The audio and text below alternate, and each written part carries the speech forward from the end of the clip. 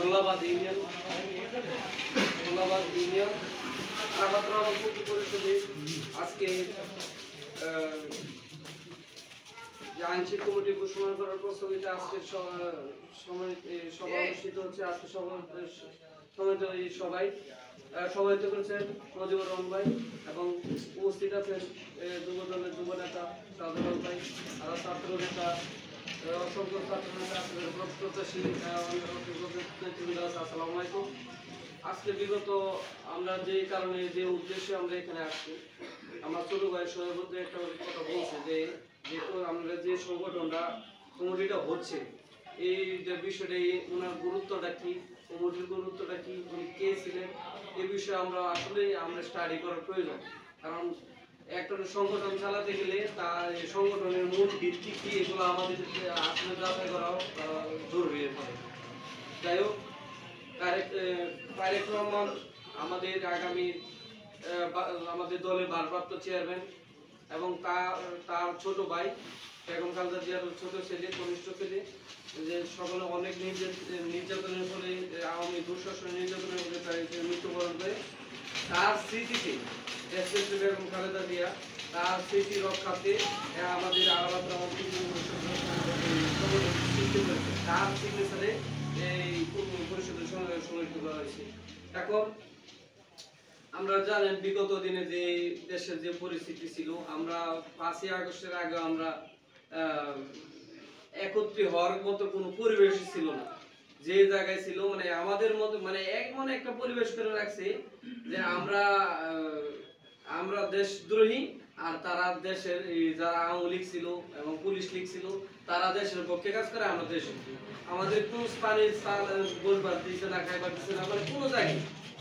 বিগত দিনে যারা আপনারা আন্দোলন সংগ্রাম করছেন, সরকার বিরোধী আন্দোলন করছেন, ফ্যাসিস্ট সরকারের বিরোধী আন্দোলন করছেন, তাদেরকে নিয়ে আজকে আমাদের বসা উচিত। এবং আরেকটা কথা, বিশেষ করে আগামী যে নির্বাচনটা হবে, এই নির্বাচনটা কিন্তু অতীতের চাইতে অনেক ভিন্ন রূপে নির্বাচন হবে। ভিন্ন রূপে বলতে একদম জনগণের যে আকাঙ্ক্ষা, জনগণের যে প্রত্যাশা, এই প্রত্যাশা অনুযায়ী নির্বাচন হবে। প্রত্যাশার বাইরে কোনো নির্বাচন হবে না।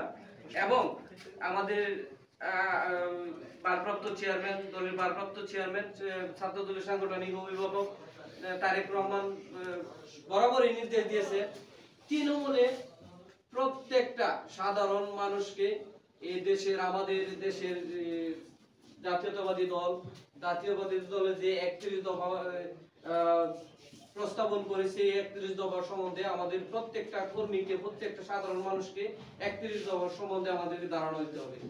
31 দফার মধ্যে এমন দেশ কিভাবে আমাদের সরকার ক্ষমতা, বিএনপি ক্ষমতা আসলে কিভাবে দেশ পরিচালনা করবে, কিভাবে দেশের সার্বিক উন্নয়নের কাজ করবে, সম্পূর্ণ রূপ তুলে ধরা হয়েছে। আরেকটা কথা, এই কাজ করার জন্য আমাদের প্রত্যেকেই নিজ নিজ দায়িত্ব থেকে প্রত্যেকেই গ্রামে, ওয়ার্ডে, যে জায়গায় পারেন সাধারণ জনগণ, সাধারণ জনতার মাঝে এই আমাদের 31 দফা বাস্তবায়নের জন্য আলোচনা করতে হবে। নিজ দায়িত্বে, ডাইরেক্ট নিজ দায়িত্ব করতে হবে। আপনার দলে কোন ভাই বলবো ভাইয়েরও জন্য অপেক্ষা করবেন তেমন না। আপনি দলের একজন কর্মী, আপনার দায়িত্ব, আপনার নৈতিক দায়িত্ব, দলের যে সিদ্ধান্ত আছে, যে 31 দফা দায়িত্ব যে ইয়াটা দিছে, এটা আপনার জনগণের কাছে পৌঁছে দেওয়া। আরেকটা বিষয়, এখন দেশনায়ক তারেক রহমান অনেকগুলো মামলা জর্জরিত ছিল, ফ্যাসিস্ট সরকারের মামলা জর্জরিত ছিল। এখন থেকে আমরা আস্তে আস্তে আইনি প্রক্রিয়ায় এবং খালাস হচ্ছে। এমন আছে আগামী সামনের বছর বলতে জানুয়ারিতে আমাদের নেতা আমাদের মধ্যে ফিরে আসার সম্ভাবনাটা বেশি। এখন আমাদের যে অতীতে যে সরকার ছিল, ফ্যাসিস্ট সরকার, যে নির্বাচনের স্ট্রাকচার নষ্ট করছে, আইনের স্ট্রাকচার নষ্ট করছে, এগুলো বাস্তবায়ন করতে গেলে আমাদের ছাত্র সমাজ, যুব সমাজ ঐক্যবদ্ধ হয়ে কাজ করতে হবে। আমি আরেকটা কথা বলতে চাই, যেহেতু আমরা আরেকটা বিষয়, আপনার ওই যে ভারতে যে অগ্রসর চালাচ্ছে, আমাদের দেশে অভ্যন্তরীণ বিষয় নিয়ে যে আমাদের বিশ্ব মিডিয়ার কাছে আমাদেরকে লাঞ্ছিত করার চেষ্টা করছে, এই বিষয়গুলো আমাদের ঐক্যবদ্ধভাবে থাকতে হবে এবং যাতে কোনো ধরনের উস্কানিমূলক কর্মকাণ্ডে জড়িয়ে না যায় সেদিকে আমাদের লক্ষ্য রাখতে হবে। আগামী 11 তারিখে আগামী 11 ডিসেম্বর ঢাকা টু আখড়া আগরতলা অভিমুখে আমাদের ছাত্র দলের একটা পদযাত্রা অনুষ্ঠিত হবে। আশা করি আপনারা সকল স্থান থেকে আপনারা এই ছাত্র দলের এই সভাটা সফল করবেন, পদযাত্রাটা সফল করবেন এবং আজকের যে কমিটিটা হবে কমিটিটার ভবিষ্যৎ কামনা করে, সাংগঠনিক কামনা করে আমি আমার সংক্ষিপ্ত বক্তব্য শেষ করছি। আসসালাম।